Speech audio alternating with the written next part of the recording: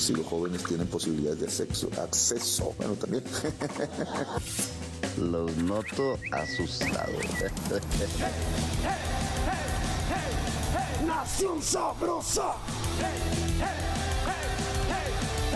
Nación Sabrosa. De malas y salí en el helicóptero. Bueno, hoy no estamos en el estudio, señor Julio. ¿Por qué no estamos en el estudio el día de hoy? Hola, Vane, ¿cómo estás? Hola. Es un día diferente Es un por día varias diferente. cosas. Sí. Tenemos festivo y no tenemos al señor Briseño, además, Qué que raro, capó hoy sí. Nación Sabrosa. Sí.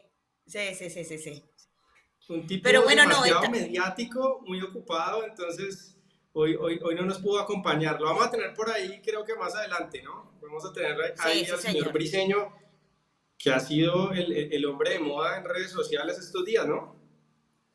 Oiga, por ahí una muy reputada periodista de la W cuestionando un poco, y yo no sé por qué les da rabia que una persona común haga un trabajo que podemos hacer cualquiera de nosotros, pero no nos da la gana hacerlo. Pero Daniel lo hace y lo hace bien. Yo sigo sin entender cuál es la rabia y la molestia, pero bueno, esperemos que Daniel siga haciendo ese trabajo. Pero tenemos una conversación pendiente con ese señor que no nos ha querido dar la cara a nosotros. Pero yo creo que ya el tiempo se le agota.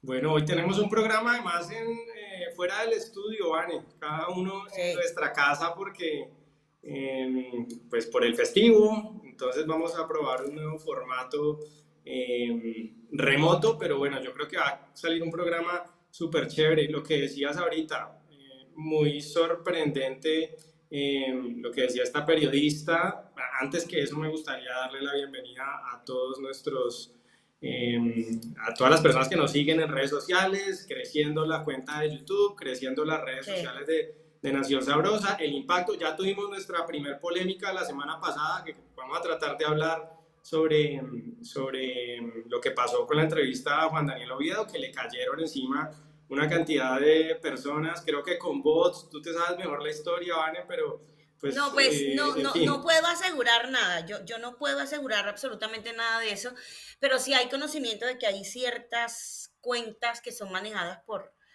un personaje de esa extrema derecha, y lo están atacando por una posición que es completamente respetable, y aquí en Nación Sabrosa vamos a hablar con todo el mundo. O sea, y por lo que dijo en Nación Sabrosa, ¿no? Por una cosa que dijo también hoy en Nación Sabrosa. En fin, entonces ya tenemos polémicas encima, y hoy, Vane, pues hoy está abriéndose el segundo periodo legislativo del Congreso.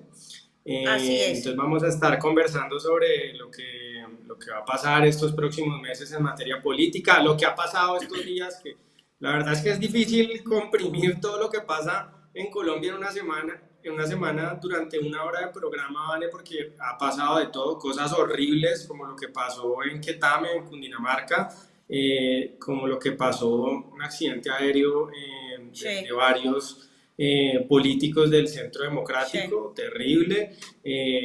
La salida de la ministra de Minas, la salida del viceministro de Creatividad, que no sabíamos que existía viceministerio de la Creatividad. Me enteré por esta noticia que existe viceministerio de la Creatividad. El tipo fue muy creativo, valga el chiste malo, ¿vale? Y se inventó, Sí. se inventó un título y un bueno, diploma, lo sacaron sí. por eso. No, Entonces, bueno, y voy a aprovechar que estás hablando de ese tema, Julio, para sacar mi cartelito. Necesitamos gente más atrás, técnica más en los atrás, vale. ministerios. Ahí se ve. No, Ay, más no atrás. se ve.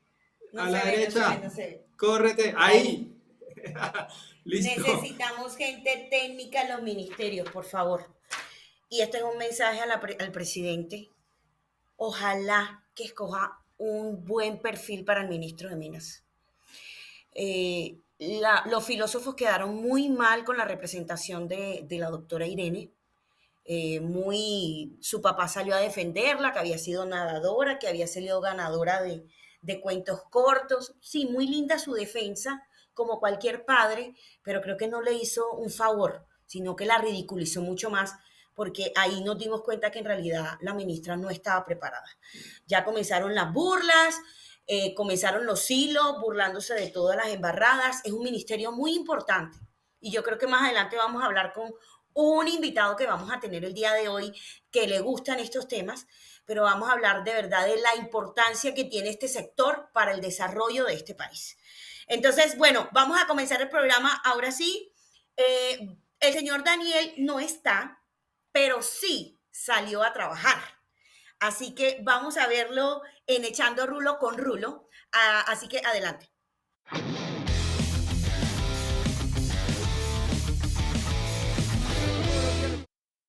Volvemos a las calles. En esta ocasión Daniel pues quiere competir, me quiere quitar el trabajo.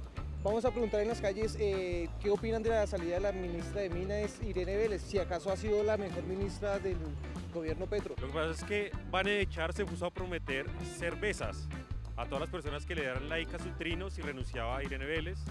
Renunció y entonces nos quedamos sin plata, tocar 2.600 cervezas, entonces nos toca echar a Rulito. Entonces por eso ahora me toca salir a mí a las calles y vamos a preguntarle a la gente sobre qué piensa del Congreso de la República que se posesiona hoy 20 de julio y además quién es el mejor y quién es el peor congresista hasta el momento. Ya nos vemos.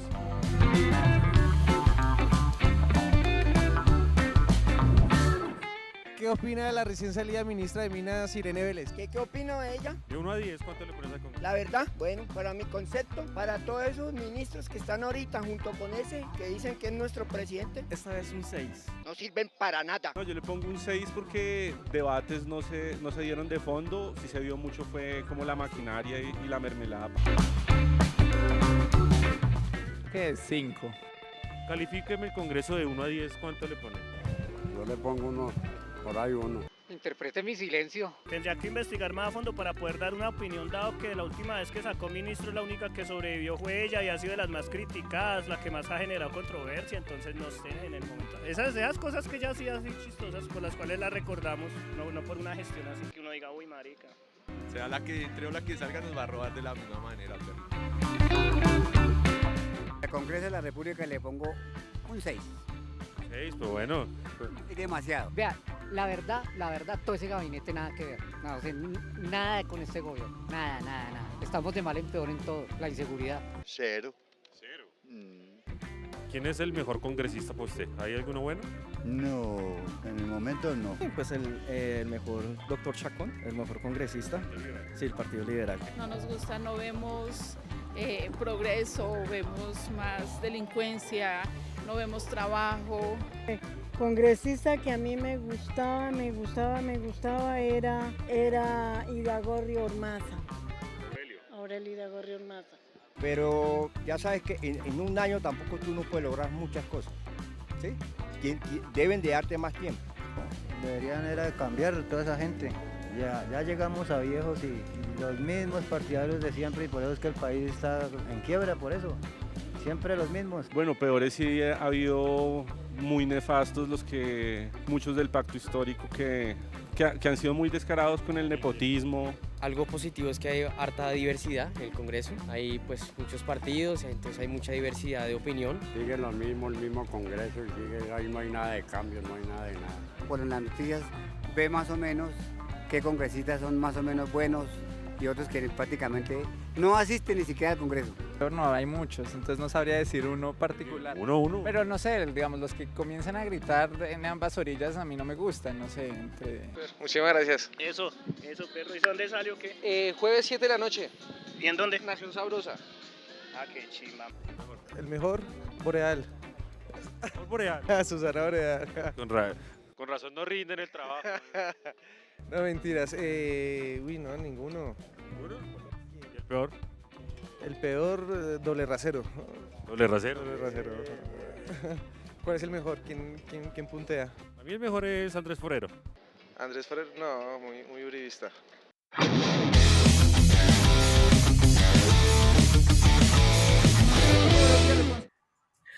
Un echando rulo muy diverso, como dijo uno de los muchachos. Pero no, creo que no sé, Julio, si me lo poncha el máster, creo que estuvo mal calificado, ¿no? Un promedio de 5. Se pasaron ahí como raspando. Sí, la verdad, la gente no conoce el Congreso. La verdad, la mayoría, el 99% de los congresistas son unos personajes grises, desconocidos para el grueso de los colombianos que llegan al Congreso por temas clientelares, porque arman sus estructuras políticas, pero no representan la verdad absolutamente las ideas de nadie, ¿no? Y la gente tampoco le interesa lo que pasa en el Congreso. Esa es la triste realidad de la democracia, pero Vane, me gustaría preguntarle a la gente que está conectada cómo siente el programa en este formato remoto, que nos cuente cómo nos está escuchando, cómo lo sienten, si les gusta esta versión remota, bueno, cómo vieron a Briceño, que lo tuvimos virtualmente, no lo tenemos ahorita, pero lo tenemos virtualmente. Y Vane, me gustaría también, sabes, tú ahorita mencionabas lo de esta periodista de la W Radio que mencionaba, lo que mencionábamos es que ella le cuestionaba a Briceño, ahora que lo veíamos en la nota,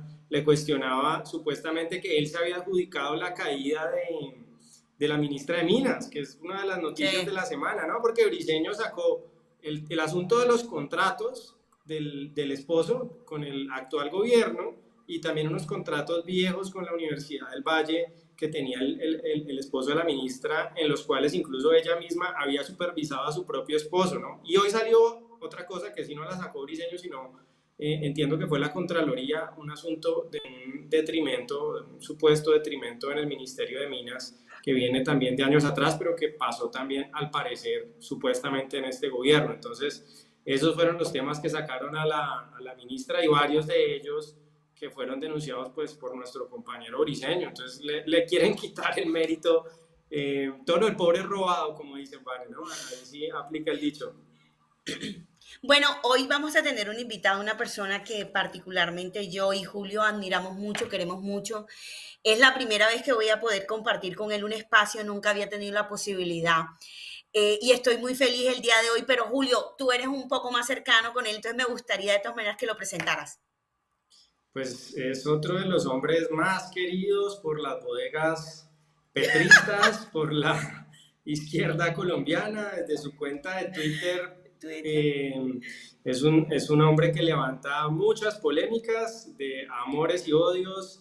Es ingeniero, para que vayan sospechando de quién les estoy hablando, es paisa, ingeniero mecánico de la EAFIT, especialista en finanzas, me corregirá ahorita, de la Universidad de los Andes, es un educador financiero, uno de los hombres que más ha hecho por la educación en temas bursátiles en Colombia, y bueno, es Sebastián Toro. Vamos a ver un aplauso ya que estamos aquí a la distancia. Vale, un aplauso. Bravo, bravo, bravo. ¿Qué más, Julio? ¿Qué más, Vale?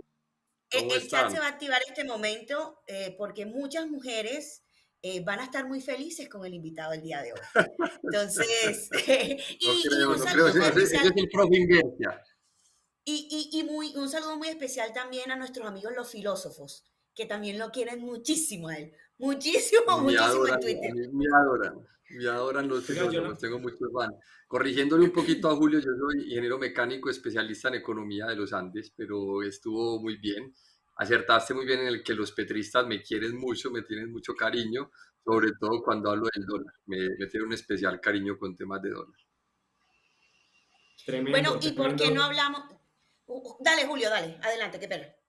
No, iba a decir que había sido una semana negra, Sebastián. Yo no tengo nada en contra de los filósofos, la verdad, pero fue una semana negra para la profesión. En redes sociales, en Twitter, por unos amigos de Vanessa y de Sebastián que hicieron un tremendo espectáculo en Twitter y también por el asunto de la ministra. Y también, Toro, una semana marcada por el tema del dólar, ¿no? Que bajó por debajo de 4.000. A mí me gustaría escuchar su versión de los hechos, porque lo que están diciendo los petristas es que usted no sabe nada de este asunto, que es un neófito. Cuéntenos un poquito la historia, porque tenemos el dólar por debajo de 4.000. Creo que cerró por debajo de 4.000 otra vez, Sebastián, ¿me corrige? Sí, sí. ¿Y cómo cerró? ¿Cómo cerró, Seba? Te digo en un minuto porque no vi el cierre exactamente. No, pero, no me lo corche, tampoco tiene que aprender. No, qué pena. Rápido, 3.978. ¿Cuánto? ¿Qué pasó? 3.978. Bueno, eso nos ¿Y qué pasó, Sebastián? ¿Qué pasó con el dólar?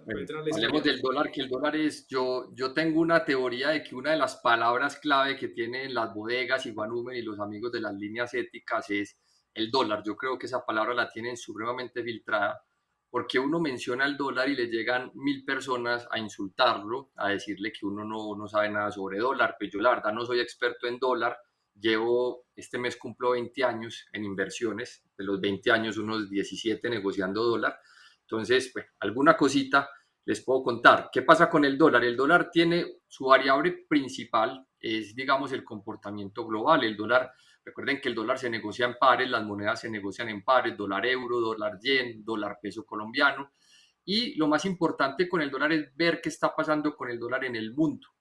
¿Qué pasó en Colombia? En Colombia normalmente en los años anteriores, independiente de si el dólar sube o baja, lo que nos interesa es qué está haciendo el peso colombiano o digamos el dólar en Colombia con el resto de las monedas. Entonces nos comparamos con las monedas de la región, con el peso chileno, con el real brasilero, incluso se puede mirar la corona noruega.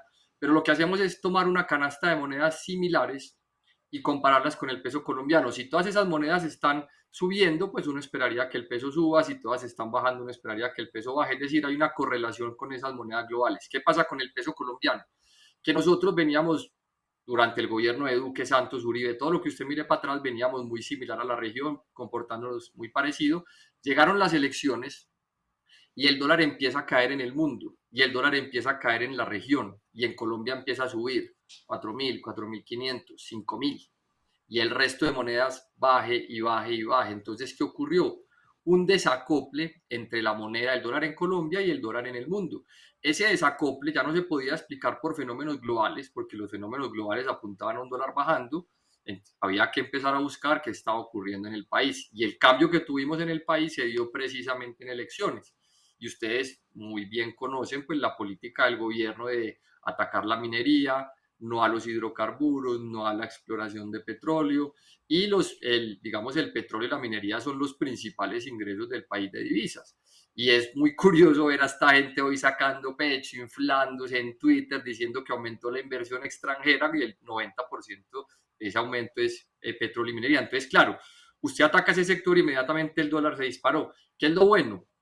Que en la medida que este mensaje se ha ido diluyendo, porque empieza a haber oposición, empieza a haber control político, las diferentes ramas del poder actual, el gobierno pierde gobernabilidad y en esa pérdida de gobernabilidad pues el mercado se tranquiliza un poco y empieza a bajar el dólar. Y eso no lo dice Sebastián Toro, eso lo dijeron bancos como Barclays, lo dijo Moody's, lo dijo Bank of America, lo dijo muchas compañías locales e internacionales.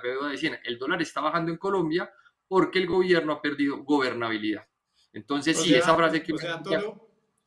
José, perdona, te interrumpo. O sea que aquí estamos ante una paradoja y es que, digamos, el repunte de la moneda, ¿no? La revaluación del peso colombiano, la recuperación más bien, que todavía seguimos rezagados frente a nuestros pares que se han recuperado más, se debe a la debilidad política del gobierno. Yo creo que esa paradoja es la que no entiendes muy bien, ¿no? Porque por cómo es que al gobierno le vaya mal políticamente es bueno para la economía, que eso es lo que estamos defendiendo, esa idea, esa tesis es la que estamos defendiendo muchos durante los últimos meses. Exactamente, Julio. Y la tesis no es tuya o mía. La tesis es, yo se la he escuchado por lo menos a 10 bancos y firmas extranjeras y locales. Entonces no es lo que digamos Julio y yo, es una tesis que se maneja en los grupos de inversión, en los bancos, en el sector financiero. Entonces, ¿qué pasa aquí? Es muy importante lo que acaba de decir Julio. El dólar en Colombia ha bajado, afortunadamente, está cerca a 4.000. Eso es muy bueno. Pero si tú coges la canasta de monedas que les comenté al principio, México, coges Perú, Brasil, etcétera, monedas similares, el dólar en Colombia debería estar en 3.500 pesos, ¿cierto? Ese es un promedio de la canasta de monedas. Entonces, estamos en 4.000, no hay nada que celebrar, estamos todavía por encima de niveles preelectorales y estamos todavía en niveles por encima de donde deberíamos estar según la correlación histórica con la región. Y eso le da una rabia a estas bodegas que ustedes no se imaginan los insultos. Eso les da ira. Me gusta esa teoría tuya de las palabras clave, ¿no? Tienen como una alerta con ciertas palabras, me parece que es cierto porque la actividad que tienen es mucho. Pero vení, Toro, hablando de lo que arranca hoy, que es el tema de la nueva legislatura, que se van a comenzar a discutir otra vez pues, la reforma laboral, pensional, a la salud, ¿cómo crees que va a comportarse el dólar ahora que sale, digamos, ese nuevo factor de incertidumbre que es otra vez esta gente tratando de aprobar esas reformas tan malas? Bueno, yo creo que ahí de pronto volvamos a tener un poco de volatilidad. Sin embargo, hay una tendencia global muy fuerte. El dólar está perdiendo fuerza en el mundo. Yo soy mucho de una hipótesis que viene un ciclo de emergentes. El ciclo de emergentes se caracteriza por un dólar bajista. Entonces, digamos que para ese dólar en Colombia subir, también van a tener que ser noticias realmente negativas, porque el mercado no suele reciclar noticias. El mercado no te descuenta 5 o 6 veces una reforma, ni un miedo, ni un pánico. El mercado empieza a asimilar lo que va ocurriendo, ¿cierto? Entonces tendría que ser que se den eventos muy inesperados por el mercado para que el dólar vuelva a subir muy fuerte. Es decir, cosas que no se haya hablado o cosas que no se estén esperando hoy. Por ejemplo, yo creo que el mercado le tiene mucho miedo a la reforma pensional por el daño que le hace al mercado de capitales, pero es una noticia que se ha venido digiriendo y no va a causar el mismo impacto que causó, digamos, el miedo inicial que había con ella. Por ejemplo, ¿qué nos espera? Que la reforma a la salud pase. El mercado no espera que esa reforma pase. Si esa reforma pasa, creo que hay otro nerviosismo. Entonces yo creo que el dólar debe continuar esa tendencia bajista, obviamente con subas y bajas, va a tener rebotes, todo, pero tiene que haber algo muy inesperado para que se vuelva a subir fuertemente, algo que el mercado no ha hablado y no ha descontado. Yo tengo una preguntita, Seba. Entiendo la parte técnica y bueno, es bueno que se explique el contexto de todo lo que está pasando, pero a la madre, al taxista, ¿cuándo comienzan a ver ellos un alivio en este bajón que está teniendo el dólar? Porque vamos a ser sinceros, no creo que sea mañana mismo, porque habrán muchas cosas que se compraron con un dólar de 4.300, 4.200 proveedores. Entonces, cuéntanos qué se vislumbra en los próximos meses para que la gente comience a sentir un alivio, porque el gobierno otra vez está diciendo que va a subir peajes, dijo lo de los diésel. Entonces, ¿cuándo crees que tú puedas ver, la gente pueda sentir un poco el alivio económico en los precios? Bueno, y mira, nosotros en Colombia, que es otra de esas cosas que uno dice, esto solo pasa aquí, y es que salga un presidente a decir que tenemos dominada la inflación con un dato del 12%. O sea, eso es increíble. O sea, la inflación estuvo en el 13, bajó al 12 y sale a decir que la tenemos dominada, por Dios. En Estados Unidos pasó del 9 al 3. En Brasil la inflación estuvo 12-13% y va en el 3.2%. En Chile ya va en el 7%. Y aquí estamos al 12% y ya la tenemos dominada. Entonces, yo creo que se ha engañado mucho a la gente con el tema de la inflación. La inflación en Colombia tiene un retraso y tiene unos vientos en contra. No solamente es lo que tú dices de la gasolina y de los peajes, los aranceles también generan inflación. La reforma tributaria que subió impuestos, encareció un montón de cosas, también puede generar ciertas presiones. Los alivios, digamos, que puede ver la gente de la calle, el taxi, pues el taxi no va a ver ningún alivio porque le van a seguir subiendo la gasolina y posiblemente después de elecciones, ¿cierto? Porque es después de elecciones que van a subir el diésel porque ellos no quieren quemarse, pero lo dicen públicamente. Yo no veo qué alivio va a sentir el taxista, pero digamos que los alimentos... Toro, lo dijo, perdón, te interrumpo, lo dijo Bonilla, no sé si lo viste, lo dijo explícitamente, desde el descaro absoluto, dijo, no vamos a subir la gasolina hasta que lleguen las elecciones, como quien dice, pues las decisiones económicas importantes que supuestamente tienen un origen técnico las van calibrando dependiendo del interés político del pacto histórico. A ver, esto lo han hecho todos, ¿no? Esto tampoco vamos a decir que es que el pacto histórico... Pero el descaro de salir a decirlo públicamente, el descaro, una honestidad brutal, no sé cómo leerlo, pero decirlo públicamente, Bonilla, que es que van a calibrar la subida del diésel dependiendo del interés político del pacto histórico, pues tremendo. Sí, yo creo que tienen como confianza en ellos mismos, como que la gente son tan fanáticos que les podemos decir hasta eso. Y no pasa nada, o sea, lo estamos engañando por el momento y después de elecciones los vamos a clavar, pero tranquilos que aquí estamos, ¿cierto? Es ese fanatismo. Entonces, el alivio se va a ver, pero más adelante, lo que tú decías, hay inventarios, los carros se trajeron inventarios con dólar caro, en el tema de alimentos de pronto puede haber un poco más de rotación y ciertas cosas y podemos empezar a ver alivios, pero la inflación va a bajar, o sea, eso sí es un punto en que estamos de acuerdo, que va a bajar, lo que pasa es que va a bajar más lento, mucho más lento de lo que está bajando en el mundo por las medidas que se están tomando aquí. Solo una cosa que me gustaría preguntarles, porque el tema del día es sobre el Congreso, la apertura de la nueva legislatura, y una respuesta cortica les voy a pedir a los dos, para salirnos un poquito del tema económico y ya volvemos a él. ¿Qué congresista les parece que hizo el peor papel hasta el momento en el Congreso y cuál fue el mejor congresista según lo que hemos visto hasta ahora de este primer año de legislatura? Vane, el mejor y el peor. No, para mí creo que todos los del pacto histórico. No recordamos un nombre de alguien del pacto histórico. Y el mejor, mira, me ha llamado mucho la atención JP. No sé su trabajo legislativo, pero su trabajo como tal en medios y en denuncias, esa pelea que tuvo con Roy, fue magnífica, y muy a pesar de que a mucha gente no le gusta ese tipo de senadores, para mi concepto sí llevan un mensaje y sí hacen un trabajo. ¿Toro qué dice? A mí me da risa con Vane porque dice el pacto histórico, pero es que empiece usted ahí, Wilson Arias, Dios mío, Susana, o sea, Ahmed, Alex, toda esa gente, o sea, es que realmente hay unas vergüenzas en el Congreso. Esta que quema gente, ¿cómo se llama? La que quema políticos. Se me escapa el nombre. Isabel Zuleta. Otra cosa nefasta que hay ahí. Eso está lleno de gente nefasta, sin preparación, incompetente. Yo concuerdo con Vane, lo de JP quizás no es la persona, no sé qué tan técnico, ¿cierto? Pero él está haciendo algo poderoso y es llegarle a la gente y haciendo un tema de control político, de hecho muy parecido al que hacen Julio y Briceño, y con un impacto fuerte y me gusta. A mí el Centro Democrático, no soy fan del Centro Democrático, les digo, pero me parece que por ser la oposición, pues obviamente estoy a favor de ciertas posturas de algunos congresistas de ellos. A mí lo que hace, por ejemplo, Miguel Uribe, me parece que está haciendo una labor de oposición interesante, técnica. Me parece bueno lo del tipo, lo de esta Paola, se me escapa el apellido, pero hay cositas. Pero seguramente nos gustan porque están en oposición a los Wilson Arias, a los Ahmed, a las Susanas Boreal, a los Alex Flores, que son un desastre. O sea, es vergonzoso ver esa gente ahí. Bueno, vamos a cambiar, pero no a cambiar tanto el tema que estábamos hablando, y se genera una polémica. Julio no va a decir. No. Voy a decir Julio. los nombres. Piedad Córdoba, que me parece vergonzoso para la sociedad colombiana que Piedad Córdoba sea congresista de Colombia, sencillamente. No ha hecho nada realmente, ni bueno, no ha hecho nada, pero es una vergüenza que esté ahí.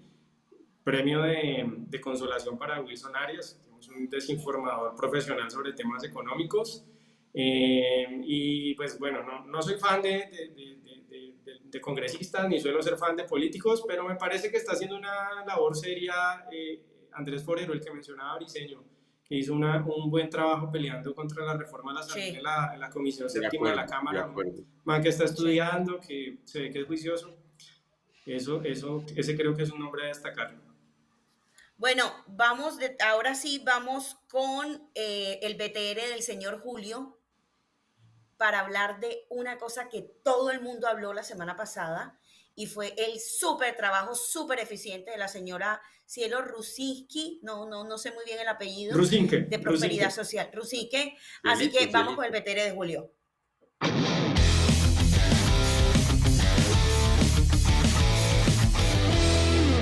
Los invito a que veamos estas imágenes tan indignantes.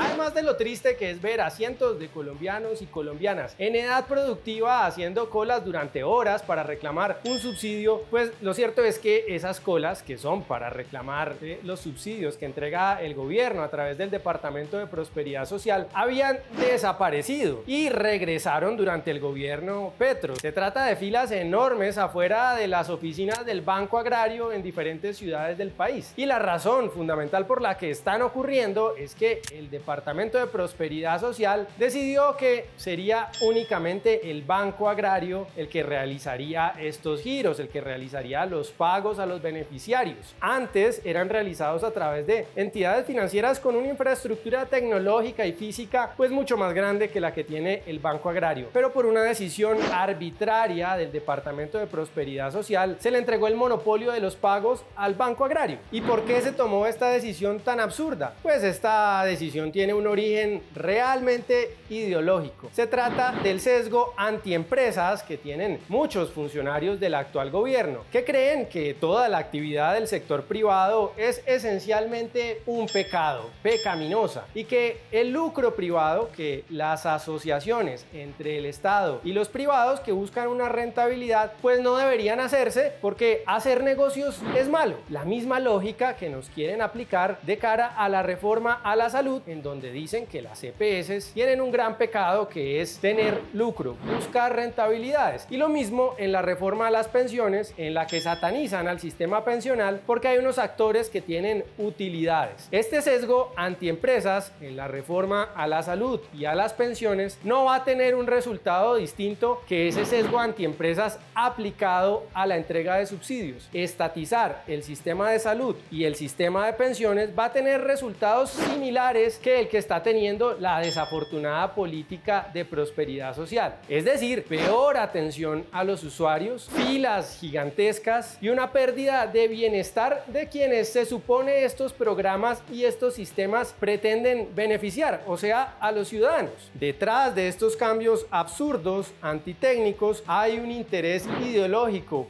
político. Ya sabemos lo que va a ocurrir si pasan las absurdas reformas que propone el gobierno.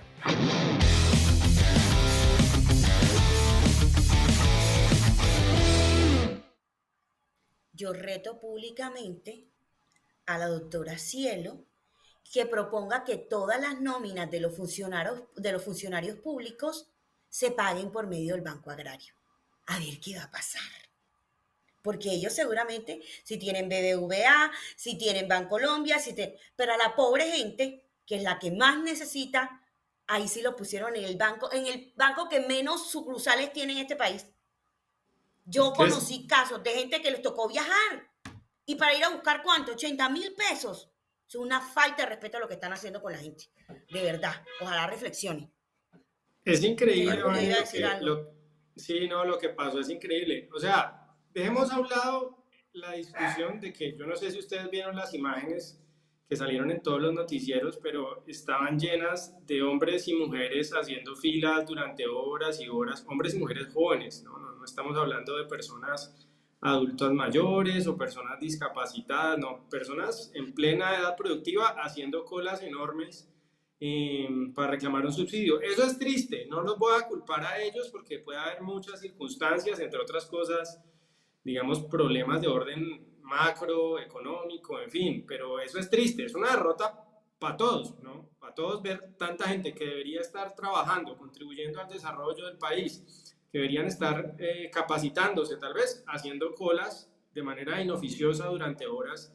Pero dejemos eso de un lado, ¿no? Esa es otra tragedia, pero digamos, ya que esa vaina se hace, digamos, la discusión de si está bien o no es otra cosa, pero ya que lo hacemos, pues hagámoslo bien. Entonces llega el gobierno de Gustavo Petro, que tiene una lista de enemigos pues muy larga en el sector privado, pero yo creo que el sector financiero, y Sebastián, yo creo que sabe bien eso, el sector financiero está comandando la liga de archienemigos de Petro, de malvados, a derrotar, y pues simplemente por sesgo ideológico, ¿no? Por esa creencia que ellos tienen de que lo que haga el sector privado es malvado y que todo lo que haga el Estado es bondad pura y trae mejores beneficios para la gente, pues le dan eso al Banco Agrario, y pues yo creo que los resultados eran previsibles. Y lo mismo que va a pasar si aplican esta misma idea en el sistema de pensiones y en el sistema de salud, Vane. O sea, ¿qué podemos esperar si no filas, mala atención en el sistema de salud si lo estatizan como quiere hacer el gobierno a través de la reforma?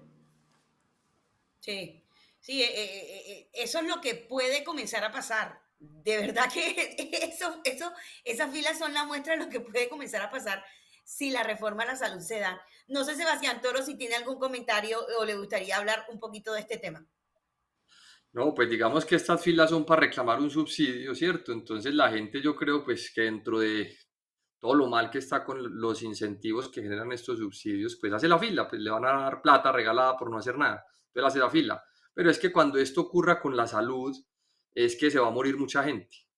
Entonces, esta incompetencia, esta ineptitud, esta gente ideologizada, no sé si la palabra exista, pero este tema de ideología por encima de lo técnico, lo que genera es esto: destruyen lo que se construyó y lo que funciona. Entonces uno llegar a destruir, a cambiar todo, pero con gente totalmente incompetente, como tantos casos en este gobierno, un montón de gente incompetente. Eso es corrupción. Personas que no están preparadas para los cargos es una forma de corrupción. Entonces, sí, listo, el subsidio, las filas, un desastre total. Ya mostraron lo que va a ser la salud y la pensión, pero es que con la salud sí se va a morir gente. Y se va a morir mucha gente por esta incompetencia. Toro, mencionabas el tema de la salud, y me parece que es algo de lo que no se está hablando con la intensidad que deberíamos hablar de eso, y es lo que está pasando con los presupuestos máximos. Vamos a explicar un poquito el tema. La salud se financia, o las EPS se financian con una vaina que se llama la UPC, que financia, digamos, un plan básico de salud, ¿no? Un plan de beneficios estándar, pero luego hay gente que tiene enfermedades raras, que tiene tipos de cáncer extraños, que requieren, digamos, tratamientos que no son frecuentes, ¿no? Son como extraordinarios, o que tienen medicamentos que son ultra costosos, enfermedades huérfanas, en fin. Esa gente les pagan los tratamientos por una cosa que se llama presupuestos máximos.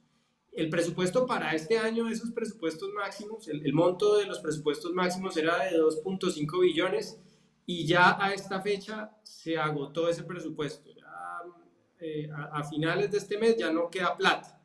Entonces, estamos en riesgo de que miles de colombianos que tienen enfermedades raras, que tienen cáncer, gente que si no la atienden se mueren, como dice Toro, si los ponen a hacer filas, digamos, así sean filas en el sentido de esperar por los medicamentos, por el tratamiento, esta gente se muere. Yo no puedo creer que vamos a dejar como sociedad que esto ocurra, ¿no? Que además sea una decisión política, porque claramente el gobierno está agregando partidas presupuestarias para otras cosas, pero no la agregó ahorita a final de la pasada legislatura, no la agregó a estos presupuestos máximos. Entonces, pues imagínense, las colas no solamente son en la calle, no solamente es ver gente haciendo cola fuera del Banco Agrario, las colas, y las más graves, creo yo, es el problema de acceso a la salud, que es gente esperando en la casa, muriéndose posiblemente, o en los hospitales sin recibir los medicamentos que necesitan. Esas colas que tal vez no se van a ver en el noticiero tan rápido, me parece que son más graves, pero hay que poner el ojo ahí en ese tema tan delicado. No podemos dejar que en Colombia, lo que ya no pasaba, ¿no? Que la gente se muriera, o que casi no pasaba, que la gente se muriera porque no puede recibir un tratamiento o porque se acabó la plata, que es lo que teníamos antes de este sistema de salud, puede volver. Julio, pero a ver, hay un run en Twitter que es que, es más, sacaron un comentario de la doctora Corcho cuando fue ministra, de que quieren tratar de hacer de que el sistema colapse para hacer sentir de que es necesaria la reforma a la salud. O sea, ¿tú estás creyendo en esa teoría conspirativa? Pues, Vane, yo no creo que sea una teoría conspirativa, ¿sabes? De hecho, la propia ministra Corcho, Ya lo dijo. ella directamente en un conversatorio el año pasado lo dijo. Aquí es necesario que haya una crisis explícita del sistema de salud para que la gente entienda que se necesita un cambio.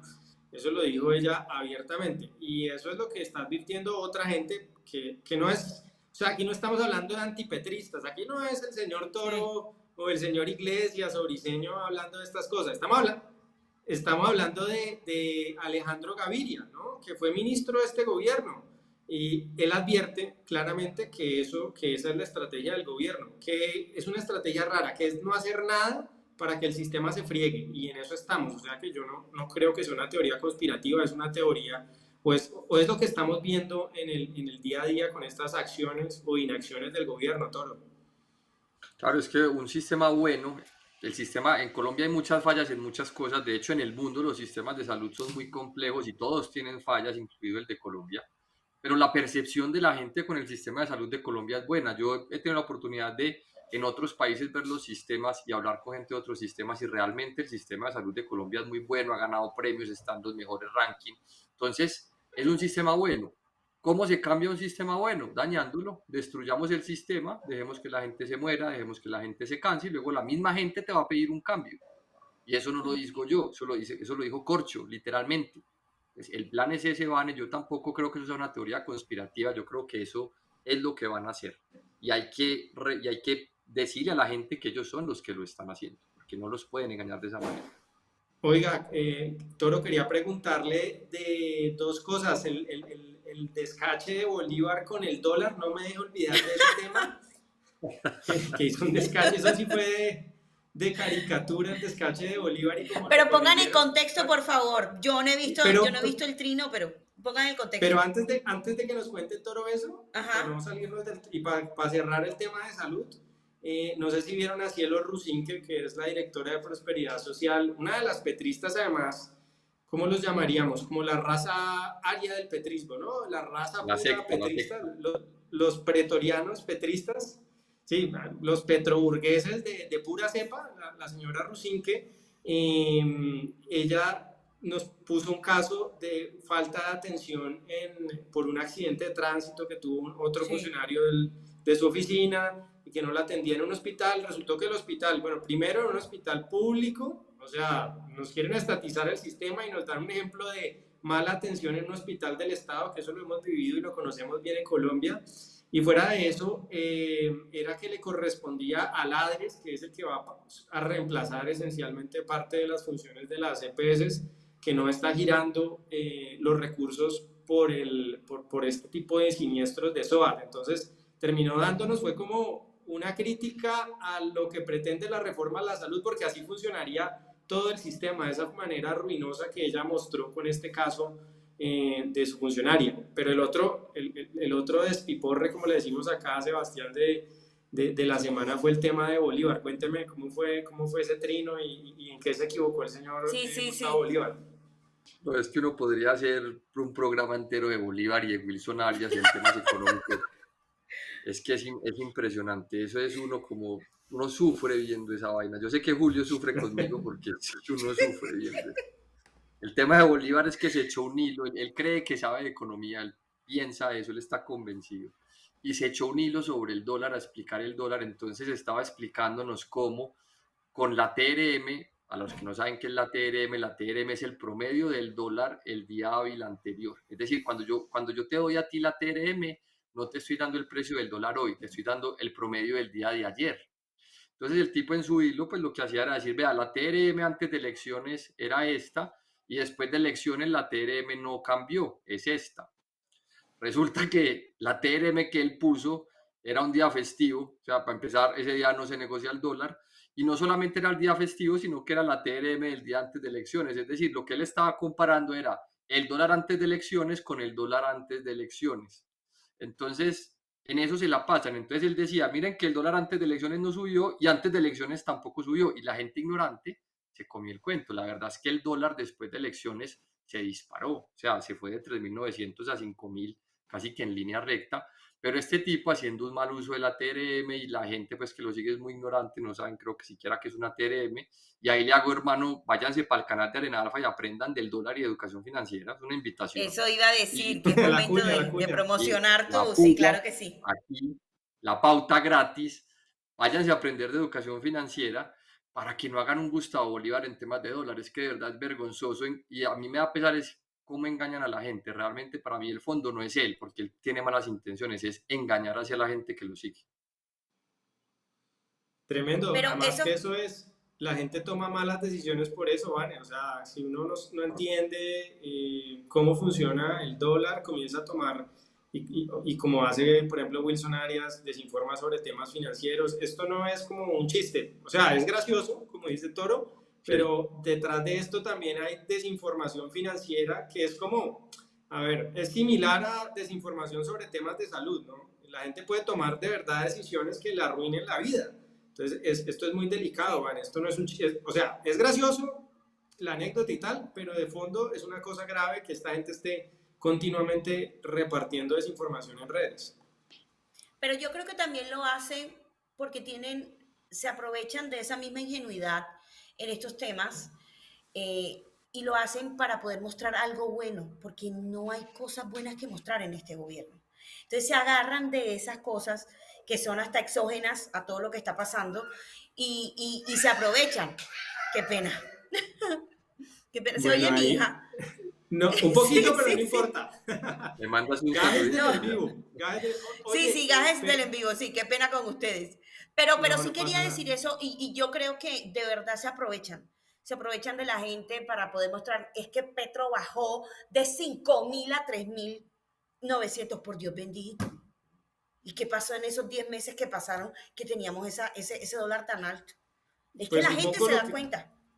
Lo que están reconociendo, Vane, es que si dicen que el dólar está bajando gracias a que la gente tiene confianza en Gustavo Petro, entonces todo el año pasado que tuvimos precio histórico del dólar es porque están reconociendo que estaban mintiendo y que el dólar estaba subiendo por desconfianza de Petro. No, es todo, digamos, un sinsentido. Pues, básicamente, que es lo que sostenemos muchos y lo que sostienen los bancos de inversión más grandes del mundo, es la incertidumbre el año pasado llegó a el techo, la incertidumbre ha venido cediendo, entre otras cosas de incertidumbre política, que es uno de los factores, y esa es una explicación más coherente. Pero, Toro, también me gustaría preguntarle sobre algo que no se habla mucho, pero yo sé que usted es experto en ese tema, que eso es lo suyo, específicamente, usted sabe de dólar, yo conozco que usted entiende el tema, pero lo suyo son las acciones. Y aquí hablamos mucho de dólar, de cuánto está la TRM, no sé qué, pero ¿qué pasa con el mercado de acciones? ¿Todavía tenemos mercado de acciones? ¿Se está agonizando? ¿Cómo va eso?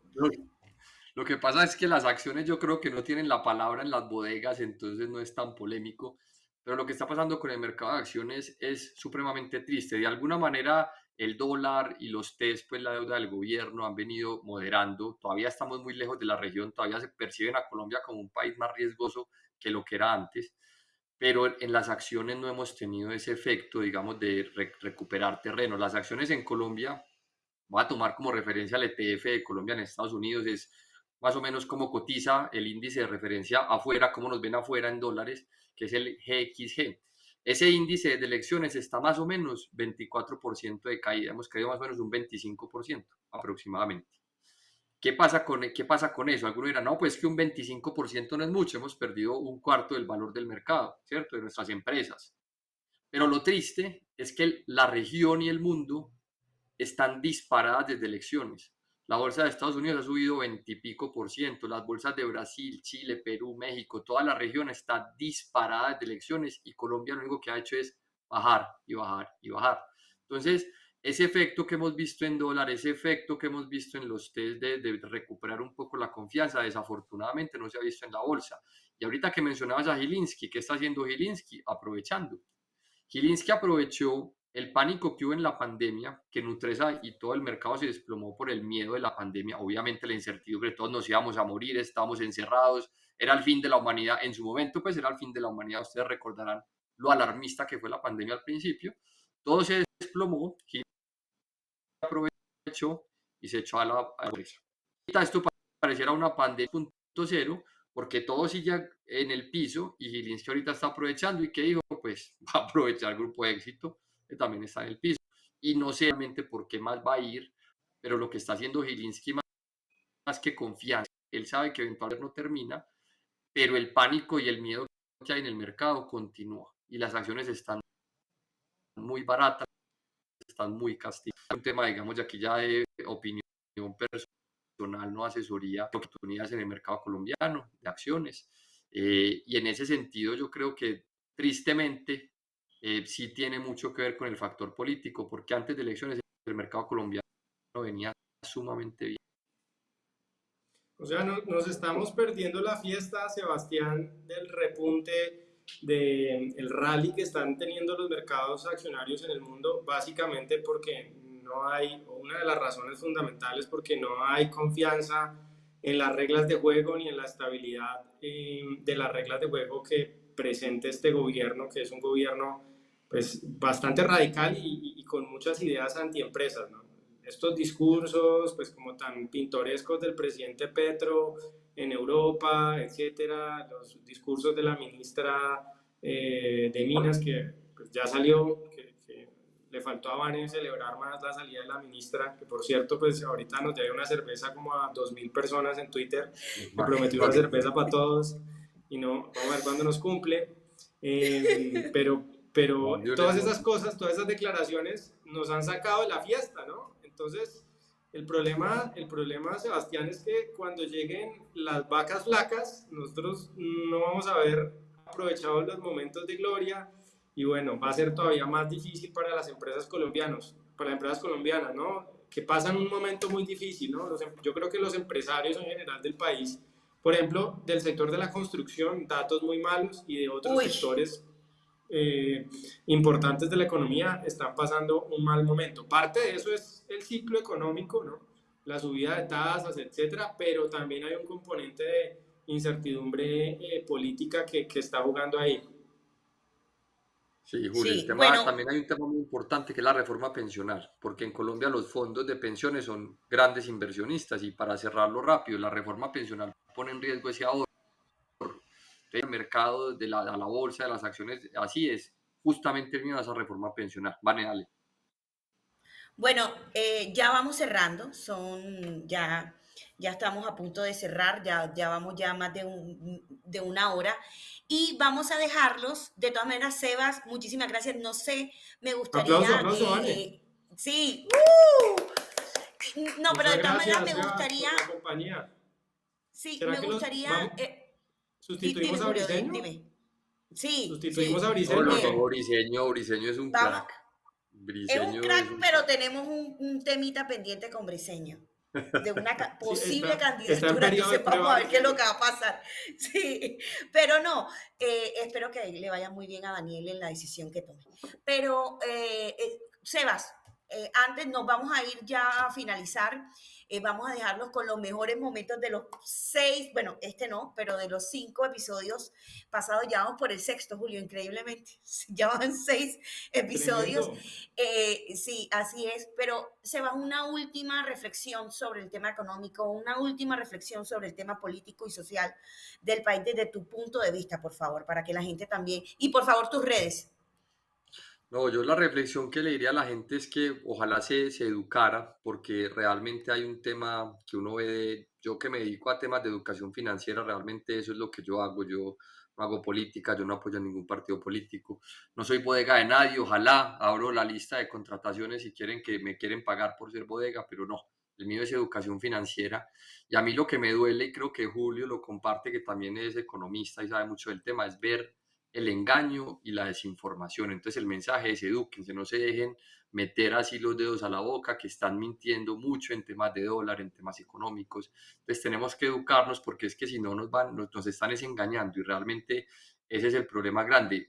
A los que me quieran seguir, los invito aquí mismo en YouTube, pongan Arena Alfa, es un canal de educación financiera, van a aprender de economía, inversiones. En Twitter ahí lo están poniendo, Toro de Arena, también estoy como Arena Alfa, tengo Toro de Arena y Arena Alfa, y así en Arena Alfa casi que en todas las redes, menos en TikTok, porque todavía no he aprendido a bailar bien y a hacer videitos bailando, pero por aquí me pueden encontrar.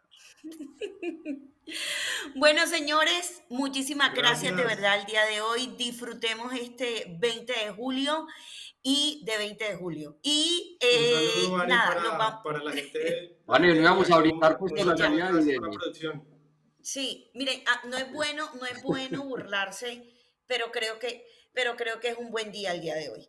Así que salud y nada, vamos, nos vemos el otro jueves, Dios mediante, y los dejamos con los mejores momentos de Nación Sabrosa en estos primeros 5. Chao. Tienen posibilidades de sexo, acceso a internet. Los noto asustados. ¿Pero por qué aplauden? No, yo no. Se están acabando por el estado y aplauden. Están esperando puesto también los de allá atrás. Hoy no están los petitos, hoy están los tibios. ¿Será que hay familiares por acá de...? ¿Será que también tienen puestos en RTBC? Miren, uno no sabe ni qué decir, Daniel. O sea, lo del ministro de Salud me parece fatal. Lo del novio del presidente de Ecopetrol me parece fatal. Pero ¿se puede hacer algo? O sea, ¿qué va a pasar? O sea... Bueno, aquí primero es exponerlos. Sí. Cuando yo estaba haciendo el libreto para este video, pues no te voy a exagerar, me salieron por lo menos unos 45 casos, escogí como los más evidentes, los que no están muy en la opinión pública, combiné con otros más sonados, pero aquí lo que hay es un nepotismo. El presidente, es más, por ahí tiene un trino que yo siempre lo publico, en donde él decía que la política hereditaria se había convertido como en la forma de hacer política en Colombia. Hay 26 millones de personas en Colombia en el régimen subsidiado, que no, digamos, no ponen un peso directamente, tal vez a través del IVA cuando hacen alguna compra o algo así, pero son 26 millones de personas pobres, casi todas, que reciben el mismo plan de beneficios y casi que la misma plata por parte del Estado. Entonces, ¿cómo va a ser eso malo? Digamos, es por supuesto que es una hazaña en la que la sociedad ha puesto lo mejor que tiene al servicio de los más pobres. Por eso es que tú decías que puede ir el más pobre a la Santa Fe, a la Chayo, a la Valle de Lili, porque para el sistema es transparente si es el señor Mario Cruz o si es otro señor que está allá en la punta de Natagaima. Para el sistema es indiferente porque lo estamos reconociendo igual. Pero ven, Mario, entonces aquí hay que hacer varias cosas y varias precisiones, porque esto que nos dices que es espectacular, que todos lo sabemos, pues lo sabemos aquí, lo saben algunos de los que lo están viendo, lo sabe mucha gente, pero esa no es la narrativa que gana en Colombia. A la pregunta que usted me está haciendo, provocar a los idiotas es muy fácil. Entonces hay un gran cúmulo de este tipo de personajes en las redes sociales que pertenecen a ese segmento del petrismo que les arde, les provoca, caen muy fáciles, son sumamente básicos, y pues esa parte sí, si les soy muy franco, me la gozo y me leo sus insultos uno a uno, y cuando ellos están perdiendo el tiempo conmigo, habla muy mal de ellos. O sea, es una crítica permanente, pero aún así están pendientes de lo que uno está escribiendo. Y un poco los haters también le ayudan a uno a difundir las cosas que uno piensa, las cosas que uno dice, ¿no? Los haters son parte importante pues claro, dan tráfico. A mí entre los tontos de Levi Rincón y Matador, pues me hicieron famosos. Gracias, eso sí lo tengo que agradecer, me hicieron famosos. Katy me tiene sorprendida. Me parece una buena congresista en realidad. Katy me tiene sorprendida, gratamente sorprendida. Iba a decir lo mismo, me parece que Catherine Juinao está haciendo un gran papel. Me parece que el de Mafe Carrascal es más decepcionante porque ella, que también viene del mundo de las redes, pero no es influencer. Eso sí hay que aclararlo porque muchos dicen que ella es influencer, realmente ella era más como activista en temas sociales, que usaba las redes para mostrar su trabajo.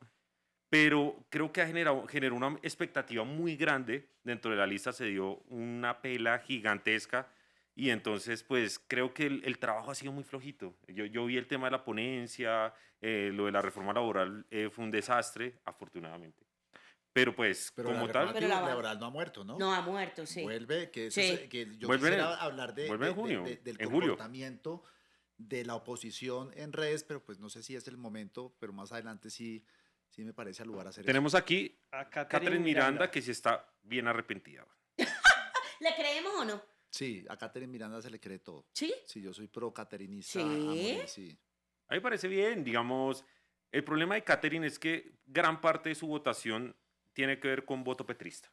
Sí. O sea, como ese voto petrista verde que vota como por Catherine, por Inti Asprilla, que no decidió votar al pacto porque pues creyó en la persona. Y creo que es hoy el mismo pacto el que la está hundiendo a ella, porque es que es impresionante, o sea, que la gente del pacto histórico le da más duro a Catherine Miranda que la gente del Centro Democrático. Estos espacios son importantes que los compartan, no porque uno esté aquí, es el trabajo que se está haciendo de una oposición seria. Aquí pues se toma el pelo con ciertas cosas, pero se están diciendo datos importantes. Daniel Briceño es un abogado que investiga, que es juicioso. Van a echar, es una persona que empezó a hacer de los spaces un espacio fundamental para el diálogo democrático. Julio César, no la embarré, es Julio César, ¿cierto? Julio César Iglesias es un economista que sabe de qué habla, y esto es lo que necesita este país. Estas voces, estos argumentos, estas cosas que alimentan el debate, y no con la suciedad como la hacen los petristas, sino con una base de conocimiento importante, y que ustedes ayuden a difundir esto. Si ustedes creen en la democracia, en las empresas, en las libertades, en todo lo que se ha hecho en este país a lo largo de 200 años, que esta gente pretende hacernos creer que Colombia se creó el 7 de agosto de 2022, por favor, compartan y difundan ese contenido, columnas de opinión y lo que encuentren que sea serio, porque es que no hay que mentir para hacerle oposición a este gobierno mentiroso. Lo ponen a dirigir la entidad. Y en la UGPP ponen a un excongresista también del clan del señor Julián Bedoya, y reemplazan a funcionarios técnicos con una gran trayectoria, un gran conocimiento del tema en esas entidades. Es decir, no solamente nos van a confiscar el ahorro pensional, sino que van a usar ese ahorro pensional, lo van a poner a que lo gestione una gente pues absolutamente incompetente. Yo tengo una pregunta, ya entra, me parece que este es un tema crucial, es el tema del paro nacional de 2021, Diego. Y usted estuvo pues digamos, en posición privilegiada para entender qué pasó durante esas semanas o meses que fueron tan difíciles para el país. Y uno desde su casa, en algún momento, escuchando las protestas, esa sensación de inseguridad, que se metían a los apartamentos, a los conjuntos, no sé qué, uno tenía la sensación de que había un ambiente de golpe de Estado, de que en cualquier momento iba a salir Duque a renunciar producto de esa presión que había en las calles. ¿Usted cree que ese era el propósito a propósito de su libro, ese era el objetivo de ese paro nacional, digamos, subvertir el orden institucional, hacer un golpe de Estado a Duque, o tampoco, digamos, eso nunca estuvo sobre la mesa? Cuéntenos un poquito de las infidencias que vivieron ustedes en el gobierno en ese momento sobre este tema. Julio, el libro que lanzamos esta semana, que se llama Bajo amenaza, la verdad oculta del estallido social, entre comillas, que golpeó a Colombia, prácticamente lo que señala es lo que usted acaba de decir. El golpe blando lo cometieron ellos en la administración anterior. Lo que buscaban era afectar la legitimidad del gobierno e inclusive llevar a la renuncia del presidente Duque. Así lo encontramos en un cuaderno debajo del Puente del Comercio en Cali, en donde particularmente se señalaba cómo iniciaron el 28 de abril, qué era lo que iban a hacer en los bloqueos, cuántos días de bloqueo y en qué momento iban a pedir la renuncia. Era lo que ellos tenían planeado. Por eso ese libro lo escribimos básicamente porque yo señalo en el primer capítulo, lo llamo 3 escenas de una misma obra. Esto no es un problema colombiano, esto es una técnica internacional que desarrolló la izquierda. Iniciaron en Chile, avivan indignación social, la gente sale a marchar por alguna indignación social, cogen un grupo, metodología de primera línea, que es la que está preparada para destruir, como destruyeron el metro en Chile, luego lo aplicaron en Ecuador, y aquí no lo aplicaron 3 veces, el 19 de noviembre del 2019, el 9 de septiembre del 2020 y luego en abril del 2021. Que comiencen a entender de qué es lo que va esto, que va de unas reformas que son perversas para el futuro del país, y que por lo menos las entiendan. Es que ni las entienden, man. No estudian, no leen, y es vergonzoso el papel que hacen en el Congreso. Entonces, que no nos vendan esa historia, pues, que es la derecha verdadera, que no sé qué, cuando no están en ese plan. Una cervecita. Julio, dice el señor Edward, Julio, tranquilo. Si los jóvenes tienen posibilidades de acceso, bueno, también. Los noto asustados. Nación Sabrosa. Nación Sabrosa. De malas y salí en el helicóptero.